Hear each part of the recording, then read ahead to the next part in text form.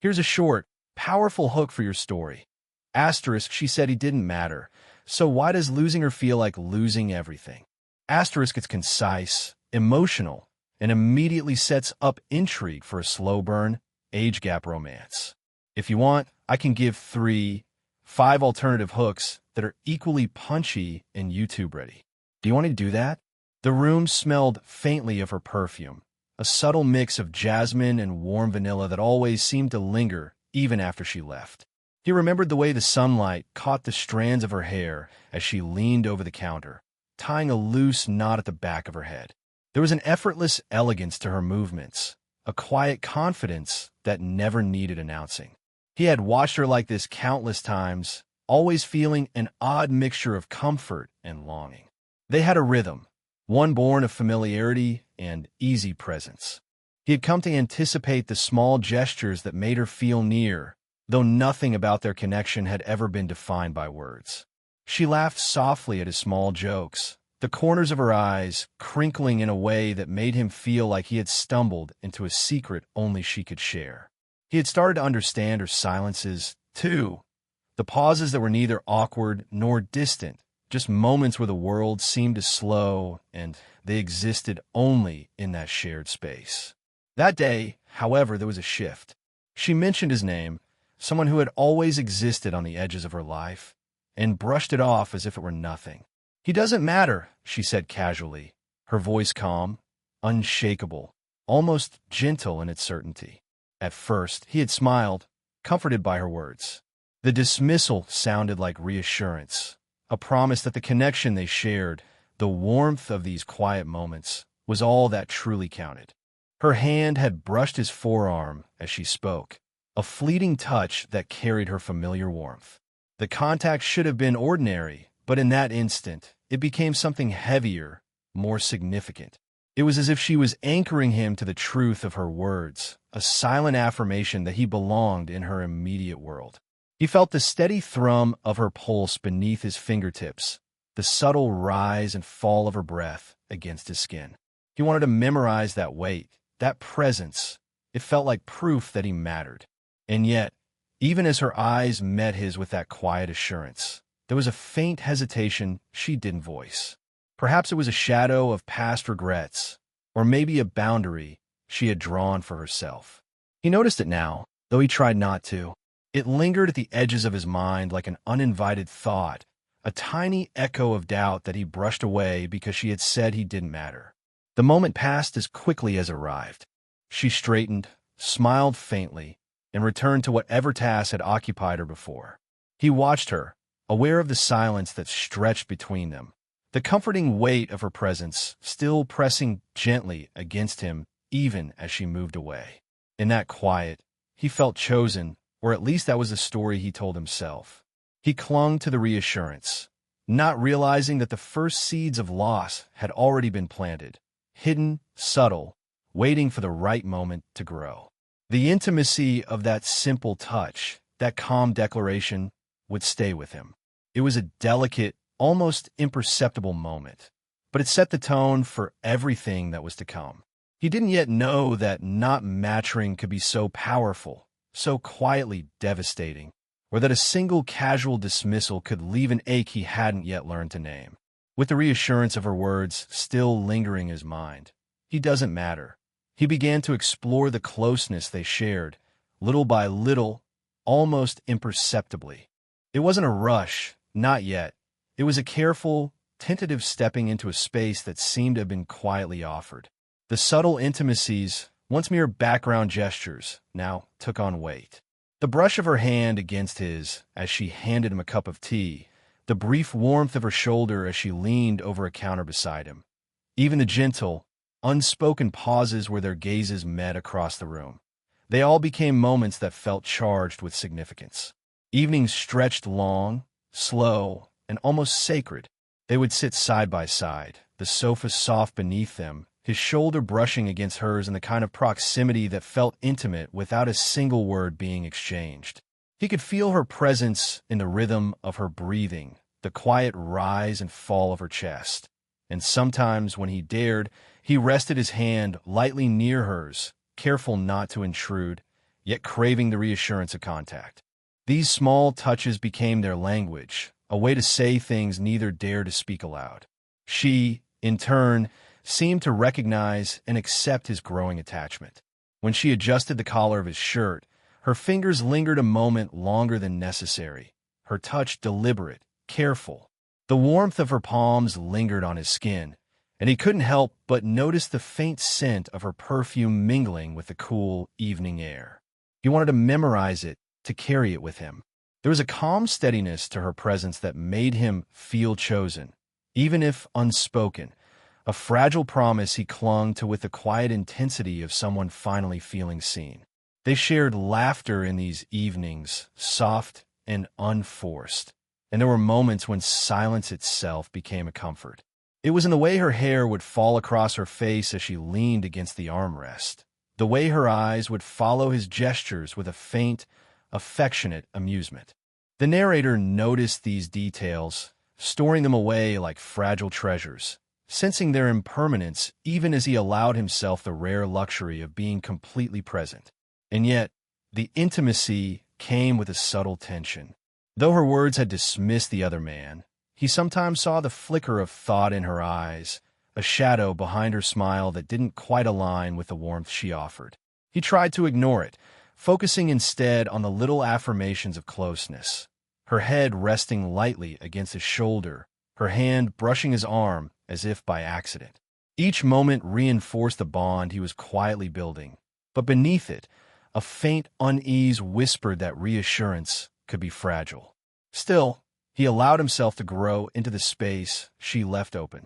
He allowed himself to hope, to imagine that her calm gestures and gentle touches were more than casual kindness. Each brush of skin, each shared glance, each fleeting, lingering laugh became a step deeper into a connection he was beginning to trust. And in that trust, he found warmth, comfort, and a vulnerability he had never offered anyone before. But even in these early days of closeness, the seed of tension lay hidden, planted by the words that would later echo louder than any touch. He doesn't matter. For weeks, he had grown comfortable in the space she seemed to offer, her warmth, her laughter, the quiet intimacy of shared evenings. He had begun to imagine permanence in the fleeting touches, stability in the soft weight of her hand on his arm, the comforting cadence of her presence beside him. Yet, subtle changes began to creep into their routine, like shadows stretching over a room he thought fully illuminated. It started with small things, a pause before she answered a message, a distracted smile that didn't quite reach her eyes, a sudden preoccupation when he expected their undivided attention. She was still there, still warm, still careful with her touches, but something intangible had shifted. The steady heartbeat that had been his anchor now carried a hint of distance. He remembered her words, repeated in his mind like a mantra, "He doesn't matter." But slowly, painfully, he realized that dismissing someone else didn't guarantee her loyalty or presence. The subtle physical signs were what struck him first. The space between their shoulders while sitting together had grown, almost imperceptibly, yet his mind could not ignore it. Her hand, which once brushed lightly against his arm or rested on his knee with gentle familiarity, now lingered less. When she did touch him, it felt lighter, almost hesitant, as if she were testing boundaries she hadn't acknowledged before. Even the scent of her, once a comforting, constant presence, seemed to recede at moments, leaving him aware of absence in a way that words never could.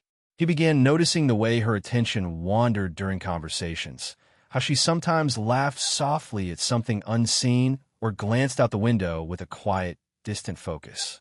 The intimacy they had shared, which had felt effortless and safe, now carried a subtle tension. His heart would tighten when her gaze flicked past him instead of meeting his, and he found himself holding his breath, waiting for a sign that the closeness they had nurtured was still real. Emotionally, he was caught in a paradox. He wanted to confront her, to demand clarity, yet he feared disrupting the delicate balance they still maintained.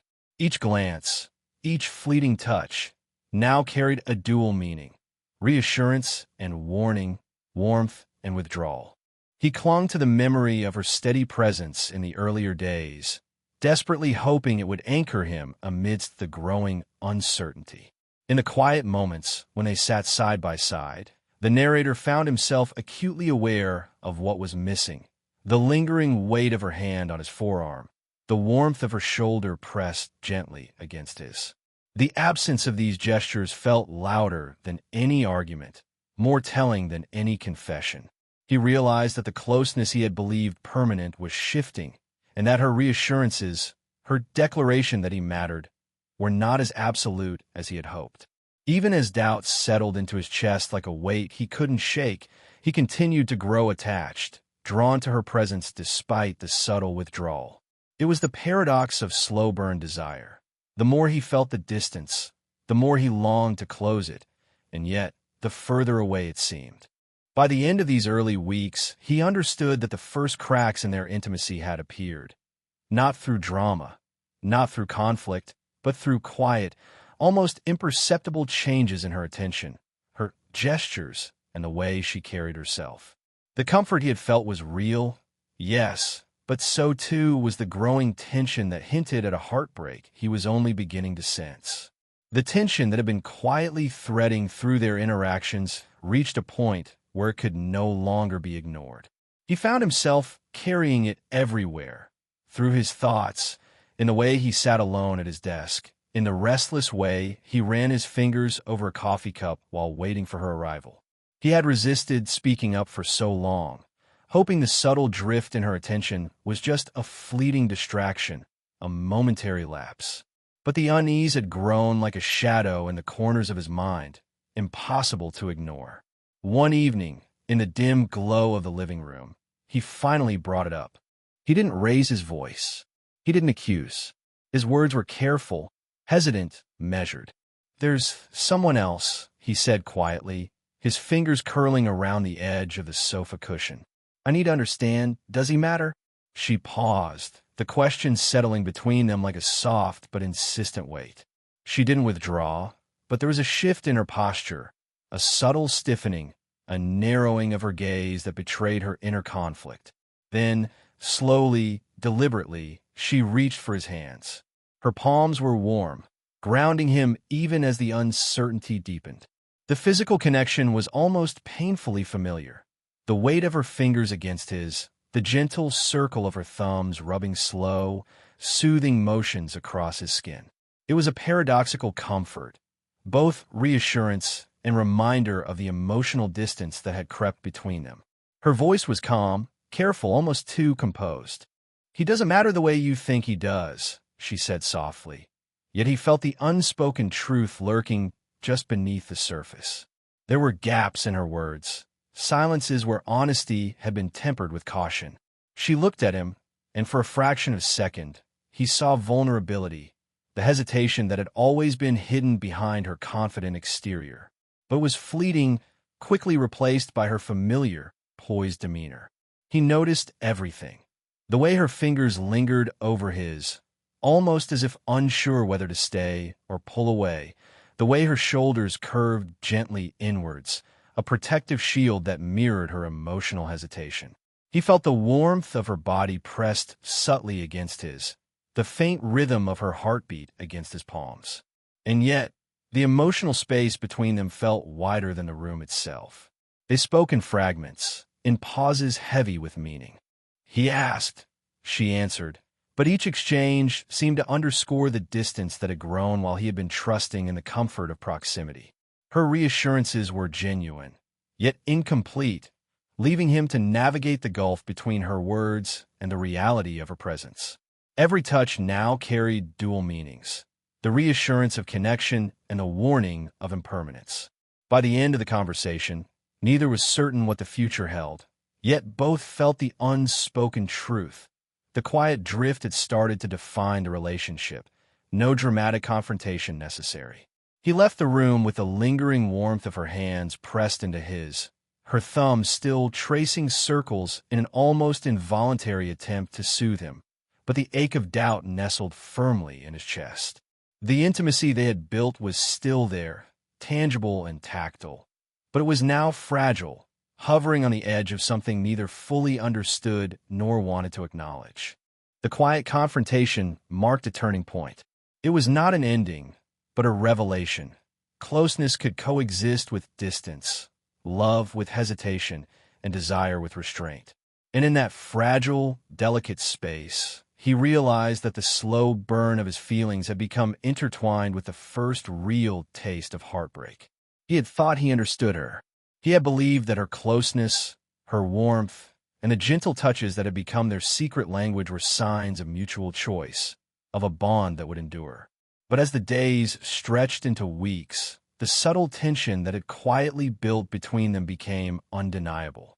The comfort he had clung to, the shared evenings, the soft laughter, the accidental brushes of hands, was no longer enough to mask the truth. It came slowly, like dawn breaking over a cloudy sky. The realization struck not with drama, but with quiet inevitability. She had never truly promised him a place in her heart. His presence had been welcome, cherished, and yet dispensable.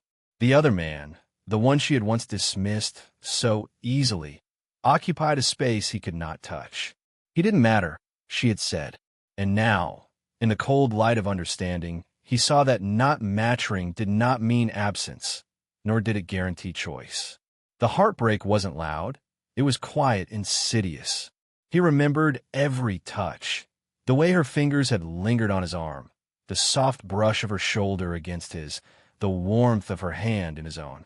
Those gestures, once comforting and full of promise, now felt bittersweet, like echoes of a closeness that had never fully belonged to him.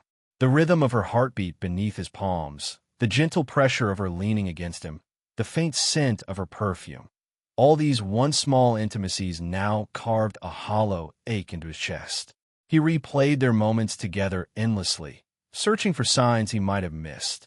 Every smile, every glance, every careful pause suddenly carried dual meanings. The subtle hesitations, the distant look in her eyes, the quiet withdrawals, all of it pointed to a truth he had refused to face. The bond he had felt so strongly had been built in partial truth, partial openness, and partial distance. The finality of it came not in confrontation, but in realization. She remained warm, kind, and composed, as though nothing had changed. She didn't leave him with a dramatic farewell or a pointed rejection. Instead, she simply existed as she always had, but in a way that underscored his own absence from her life. She had not betrayed him. She had simply been honest in her choices, and he had misunderstood the meaning behind her gestures, her reassurance, her presence. And yet, in that heartbreak, he discovered clarity. He understood the subtle difference between love and possession, between intimacy and exclusivity. He saw how easily someone could be present, giving warmth and comfort, while still withholding the deeper claim he had hoped for. His love for her had been real, but it had not been reciprocated in the way he needed. He closed his eyes and remembered her one last time, leaning against him in the quiet evenings, the soft pressure of her hand in his, the sound of her laughter floating in the air. That memory, once a source of comfort, now became a lesson in longing and restraint. It stung, but it also grounded him, teaching him that love, even when unreturned, could still be treasured and respected. This was the turning point, the moment he realized that sometimes the heart's desire is not enough to define another person's choices. The loss was quiet, the ache deep, but the understanding was absolute. He had loved truly and wholly, and in that he had gained a rare, painful kind of wisdom. After the quiet realization of what had been lost, he was left with a peculiar kind of emptiness, a stillness that was almost physical, like a weight pressing against his chest. She hadn't disappeared dramatically. There had been no shouting, no confrontation, no final declarations. She had simply faded into the edges of his life, her presence receding like the tide, leaving him to face the vast space she once occupied. The apartment felt different now. Every corner echoed with absence. The sofa where they had shared countless quiet evenings seemed too large, the cushions unmoved by her weight. Her laughter, once a delicate counterpoint to his own, had vanished, leaving only memory. Even the small things he had taken for granted, the subtle scent of her perfume lingering in a corner, the faint warmth of her hand brushing against his sleeve, now felt like ghosts, reminders of a closeness that could no longer be reached. He replayed the final weeks over and over in his mind, tracing the moments where her attention had drifted, the small hesitations in her touch, the faint distance in her gaze. He wondered if he had missed something, some sign that he should have recognized. Each memory now carried a dual weight, the sweetness of the moments themselves and the sting of their impermanence. In the quiet of the mornings, he would sit alone, staring at the empty space beside him. The tactile memories haunted him, the faint warmth of her shoulder, the light press of her hand in his palm, the reassuring rhythm of her heartbeat against his chest. These memories had once been comforting, signals of belonging, but now they served as sharp reminders of what had slipped through his fingers. The intimacy he had cherished was still tangible in memory, yet utterly unattainable in reality. He tried to reach her in his mind, to hold on to the bond that had felt so certain. But he discovered that love, even when deeply felt, could exist entirely in memory without reciprocation. He traced her gestures in his mind, the curve of her smile, the tilt of her head, the gentle way she had adjusted his collar, and felt the ache of longing intensify. Each recollection was a bittersweet mix of beauty and pain. In solitude, he began to understand the quiet cruelty of absence. She had not wronged him intentionally. She had simply followed her own life, her own choices, while he had invested everything he had into the connection. The heartbreak was not explosive. It was subtle, creeping into the spaces of his day, a quiet, persistent ache that no confrontation or closure could erase. Yet amidst the ache, there was a strange clarity. He realized that grief did not have to be loud or dramatic to be valid. He could mourn her absence, honor the love he had felt, and still carry forward. He understood that the depth of feeling he had experienced was proof of his capacity for intimacy, for vulnerability, for connection, and that was something no absence could take from him. He rose from his seat, breathing deeply, the weight of memory and loss pressing against him. The apartment was silent, empty, yet it was no longer suffocating. It was a space he could inhabit, shaped by love remembered, lessons learned, and a heart slowly, quietly preparing to open again. Time, he realized, had a way of clarifying things that no conversation ever could. The days of hurt and longing had softened into something quieter, more reflective. He no longer waited by the window for her return or replayed every word and gesture in obsessive loops. Instead, he carried the memories with him, like fragile keepsakes, each one tinged with the warmth of intimacy and the sting of absence. He understood now, with painful clarity, that she had never lied. She had simply lived within her own boundaries and choices. When she said he didn't matter, she hadn't been cruel, she had been honest.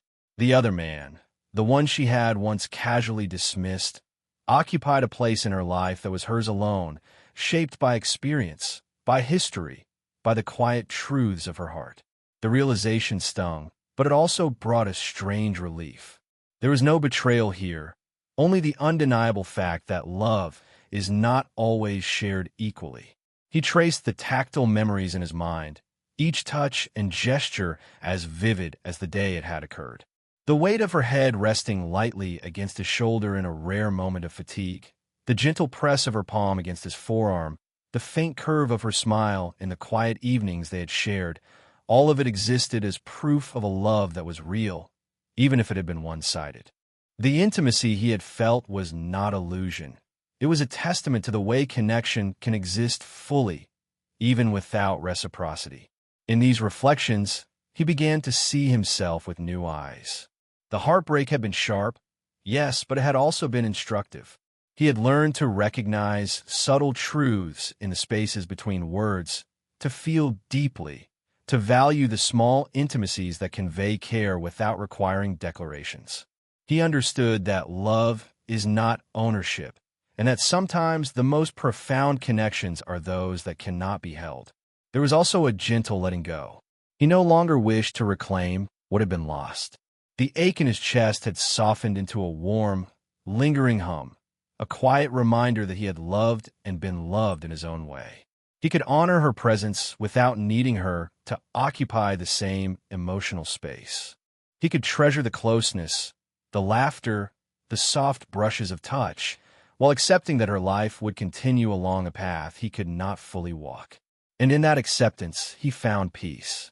He carried forward the capacity for deep connection, for attentive care, for vulnerability. He realized that the heart grows not only through fulfillment, but also through longing, through the courage to open itself even when return is uncertain. The love he had felt would remain with him, not as a source of pain, but as a quiet strength, a reminder of his own capacity to feel, to observe, to cherish. In the end, he smiled softly at the memory of her, the faint scent of jasmine still lingering in his mind, the echo of her laughter still floating in the quiet rooms of his heart. The story had reached its conclusion, and he had emerged whole, grieved, yes, but wiser, gentler, and more attuned to the subtleties of love that cannot be forced, only experienced. The loss was real, but so too was the growth, and in that balance he finally understood what it meant to truly love and let go.